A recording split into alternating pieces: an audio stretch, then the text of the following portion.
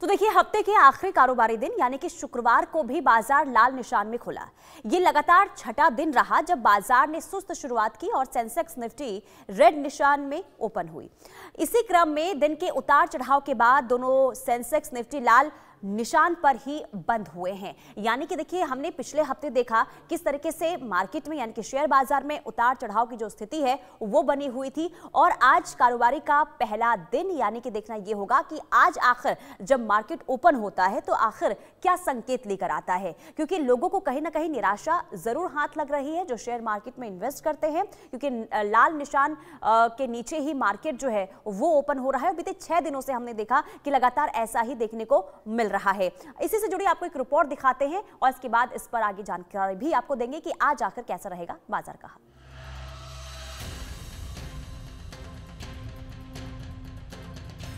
भारतीय शेयर बाजार में 26 सितंबर को लगातार छठवें दिन गिरावट देखने को मिली। कारोबार के दौरान सेंसेक्स 800 अंकों तक टूट गया, वहीं निफ्टी गिरकर 24,650 के भी नीचे पहुंच गया। यह शेयर बाजार की पिछले 7 महीनों की सबसे लंबी गिरावट है। डोनाल्ड ट्रंप के नए टैरिफ ऐलानों और विदेशी निवेशकों की लगातार निकासी ने बाजार के सेंटीमेंट को कमजोर किया है। कारोबार के अंत में सेंसेक्स 733.22 अंक यानी 0.90% टूटकर 80,426.46 के स्तर पर बंद हुआ।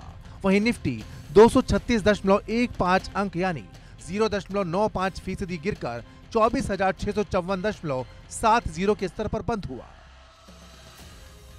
इसके अलावा आईटी शेयर्स में बिकवाली और ग्लोबल मार्केट से संकेतों ने भी निवेशकों के मनोबल पर असर डाला।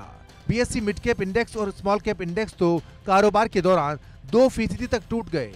निफ्टी के सभी प्रमुख सेक्टोरल इंडेक्स भी लाल निशान में बंद हुए। निफ्टी के टॉप गेनर्स की बात करें तो एल&टी, टाटा मोटर्स, आयशर मोटर्स, मारुति सुजुकी और आईटीसी के नाम शामिल हैं। तो वहीं इंडसइंड बैंक, सन फार्मा, महिंद्रा एंड महिंद्रा, बजाज फाइनेंस और टाटा स्टील में भारी गिरावट देखने को मिली।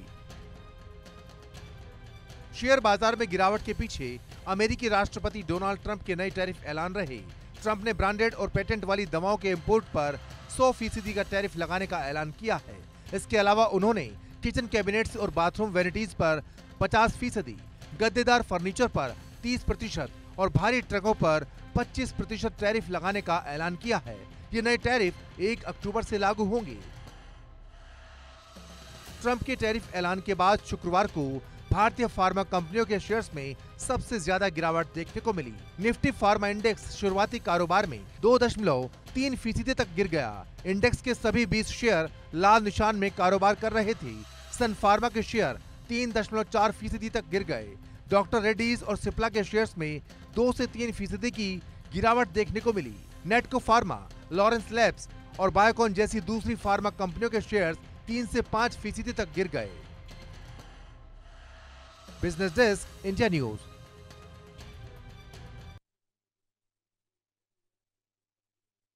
और हमारे साथ share market expert Vinod Rawal ji जुड़ चुके हैं। विनोद रावल जी, बहुत स्वागत है आपका इंडिया न्यूज पर। देखिए, मेरा सवाल यही होगा, क्योंकि हमने बीते हफ्ते देखा था किस तरीके से लगातार मार्केट की स्थिति जो है लाल निशान के साथ बन रही है, लेकिन आज क्योंकि कारोबार का पहला दिन है तो क्या संकेत आज हो सकते हैं शेयर मार्केट के लिए? जी नमस्कार जी। देखिए, आज जो बाजार है वो उम्मीद पर जिंदा है, क्योंकि जिस तरह से आज आप देखिए कि जो ग्लोबल क्यूज हैं, जो ग्लोबल मार्केट्स हैं, उसके अंदर गिफ्ट निफ्टी आज पॉजिटिव पर है, 108 पॉइंट ऊपर है, 0.42, हालांकि बहुत माइनर है, बट ये एक संकेत दे रहा है कि कुछ उम्मीद का संकेत है, पॉजिटिव साइंस है। कोई ऐसे हम ये नहीं कह सकते कि ग्लोबल कोई ऐसे सिग्नल्स आ रहे हैं जो कह रहे हैं कि बहुत पॉजिटिव होने वाला है, लेकिन एक कॉशियस के साथ, जिसको मैं हमेशा कहता हूं, आप अपने होश के साथ अपने जोश को कायम रखिए। कोई ऐसी वजह नहीं है नीचे जाने की, एक्सेप्ट टैरिफ और ये जो चीजें हैं वो भी अपने आप में अभी उनकी डिस्कशन चल रही है और किसी भी दिन वो मार्केट में बदलाव ला सकते हैं। तो एक बाजार उम्मीद के साथ आज खुल रहा है और मुझे उम्मीद है कि आज बाजार ठीक है, पिछले 6 सेशन लाल कलर रंग में गए हैं, पर मुझे लगता है कि आज कहीं ना कहीं हरा रंग देखने को कुछ सेक्टर्स में मिलेगा, जिसकी मैं उम्मीद कर रहा हूं और मुझे ऑप्टिमिज्म है पूरा। मैं पॉजिटिव नोट के साथ बाजार को देख रहा हूं। लेकिन सर क्या वाकई में ये टैरिफ का असर मार्केट पर देखने को मिल रहा है या फिर वजह और भी हो सकती हैं? नहीं, देखिए, खाली टैरिफ का असर तो आप देखिए फार्मा सेक्टर पर पड़ सकता है या कुछ सेक्टर जिन पर टैरिफ लगाया गया जो एक्सपोर्ट पर इंपैक्ट डालते हैं। अगर आप ध्यान से देखें तो हमारा बहुत ज्यादा ऐसा कोई एक्सपोर्ट पर इंपैक्ट नहीं आता, एक्सेप्ट जॉब इनसिक्योरिटी की बात आती है वहां पर, क्योंकि अदरवाइज 3% के आसपास हमारा एक्सपोर्ट है और ये जीडीपी पर 0.8% का इंपैक्ट डाल सकता है टैरिफ की वजह से। लेकिन उसको कम बैक करने के लिए सरकार ने पहले ही बाकी देशों के साथ तैयारी शुरू कर दी थी और आगे बढ़ रही है, और जिस तरह से जीएसटी रिफॉर्म्स लाए गए उसका असर देखने को मिल गया। तो मुझे लगता है ऐसा खाली टैरिफ से असर नहीं पड़ रहा है, बहुत सारे फैक्टर्स उसके अंदर चीजें काम कर रही, क्योंकि एक नेगेटिव सेंटीमेंट बनता है, तो वो जो नेगेटिव सेंटीमेंट है न्यूज का वो ज्यादा इफेक्ट कर रहा है। अदरवाइज अगर आप देखें तो डीआईआई ने पिछले 6 कारोबारी सेशंस में 5,843.21 करोड़ इन्वेस्ट किया है और एफआईआई ने विड्रॉ किया है 5,687.58 करोड़। तो आप देखिए 200 करोड़ डोमेस्टिक इन्वेस्टर्स ने ज्यादा इन्वेस्ट किया है एज कंपेयर टू विड्रॉल के। तो ऐसा नहीं है, इसका मतलब डोमेस्टिक इन्वेस्टर्स का जो अभी विश्वास है वो बाजार पर बना हुआ है, किसी तरह की कोई ऐसा नेगेटिव रीजन दिखाई नहीं देता। लेकिन जो अभी लगातार हम देख रहे हैं स्थिति जो बाजार की बनी हुई है, उसके मुताबिक लॉन्ग टर्म या शॉर्ट टर्म कौन सा बेटर रहने वाला है भी इन्वेस्टमेंट करना? देखिए, शेयर बाजार में लॉन्ग टर्म जो है वो हमेशा फायदे का सौदा रहता है। जब भी आपको पैसा बनाना तो आपको फायदे लॉन्ग टर्म के लिए जाना पड़ता है। शॉर्ट टर्म के लिए ये सब प्रॉब्लम्स हो सकती है, इंट्राडे आप करते हैं, फ्यूचर ऑप्शंस जाते हैं, तो वो उस पर अलग से एक स्ट्रेटजी बनाई जा सकती है। लेकिन मैं जो स्ट्रेटजीज आपको दे रहा हूं ये सब लॉन्ग टर्म के लिए है। लॉन्ग टर्म के लिए इन्वेस्टेड रहिए, कहीं जाने की जरूरत नहीं है, ये बाजार पैसा बनाकर देगा और हमेशा देता है। मैं हमेशा कहता हूं जब बाजार गिरता है तो ये बाइंग टाइम है, कीप इन्वेस्टेड, स्टे इन्वेस्टेड, हर डिप पर इन्वेस्ट कीजिए और लॉन्ग टर्म के लिए अपने आप को रखिए। लेकिन ऐसे में इन्वेस्टर्स को आप क्या कहना चाहेंगे सर, अगर ऐसे ही, क्योंकि जो बीते हफ्ते हमने स्थिति मार्केट की देखी है उसके हिसाब से स्ट्रैटेजी क्या होनी चाहिए जब आप इन्वेस्ट करते हैं, और कौन से ऐसे सेक्टर हैं जिस पर इन्वेस्ट करना अभी मुनाफे का सौदा हो सकता है? देखिए, जहां तक सेक्टर्स की आप बात करते हैं तो इंफ्रास्ट्रक्चर है आपके पास, एनर्जी है आपके पास, बैंकिंग है आपके पास जी। ये जो सेक्टर्स हैं ये बिल्कुल अच्छे चल रहे हैं, इसमें कोई किसी तरह की कोई दिक्कत नहीं है। अभी चिप टू शिप हमारे पास है, हम स्वदेशी पर काम कर रहे हैं और स्वदेशी का असर दिखना शुरू हो गया है कि आपका, और जीएसटी का असर।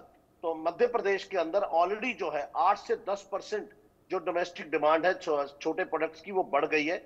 और ये तीनों सेक्टर्स, आप इंफ्रा की अगर बात करें तो सरकार ने जो है 94,000 करोड़ के रेलवे के प्रोजेक्ट्स बनाए, जिसमें 2,190 करोड़ का प्रोजेक्ट पिछले हफ्ते रिलीज किया है जो बख्तियारपुर के लिए है। अरुणाचल प्रदेश के लिए 5,125 करोड़ के इंफ्रा प्रोजेक्ट्स प्राइम मिनिस्टर साहब ने अभी लास्ट वीक अनाउंस किए।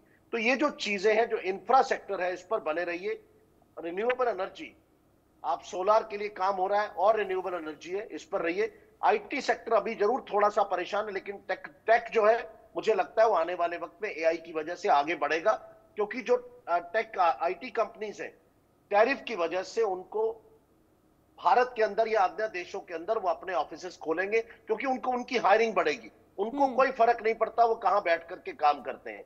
तो कहीं ना कहीं ये ब्लेसिंग इन डिस्गाइज है। आई ऑलवेज सी प्रॉब्लम में अपॉर्चुनिटी है। प्रॉब्लम आई है हमारे पास, लेकिन उसके साथ साथ एक अपॉर्चुनिटी आई है। अब सरकार पर डिपेंड करता है कि सरकार उसको अपॉर्चुनिटी में किस तरह से अपने इन्वेस्टर्स को, अपने सिटीजन्स को एक मौके की तरह देती है। और मुझे लगता है वो मौका बिल्कुल हमारे पास अवेलेबल है। इस वक्त मौका है हमारे पास विश्व गुरु दोबारा बनने का, और हम लगता है मीगा वापस से फिर जाएगी। लेकिन आईटी सेक्टर का आपने जिक्र किया, उसमें जो लगातार हम देख रहे हैं कि क्या स्थिति बनी हुई है, तो आखिर जो माफी चाहूंगी H1B वीजा का अगर हम जिक्र करते हैं, जिसका असर जो है लगातार देखने को मिल रहा है आईटी सेक्टर पर, इसमें सुधार कब तक हो सकता है सर? देखिए, जहां तक आप आईटी सेक्टर की बात करती हैं, आईटी सेक्टर के जो रिजल्ट्स हैं वो नेक्स्ट क्वार्टर में आपको देखने को मिलेंगे, क्योंकि उनकी प्रॉफिटेबिलिटी पर फर्क पड़ता है। अगर वो वहां लोकल हायरिंग करते हैं तो कहीं ना कहीं उनकी महंगी है, और दूसरा उनका वो स्किल सेट नहीं है जो इंडियंस जो H1B देख करके जाओ उस कंट्री के अंदर कंट्रीब्यूट कर रहे हैं। पुनीता जी, आप इसको ऐसे नहीं कह सकती कि इसका कोई असर नहीं है। अगर ऐसा नहीं होता तो कोई भी देश उनको लेने को तैयार नहीं होता। आप देखिए, जर्मनी, चाइना, कनाडा ने भी ओपन कर दिया कि आप हमारे पास आइए। सर, माफी के साथ आपको रोकना चाहूंगी, समय की थोड़ी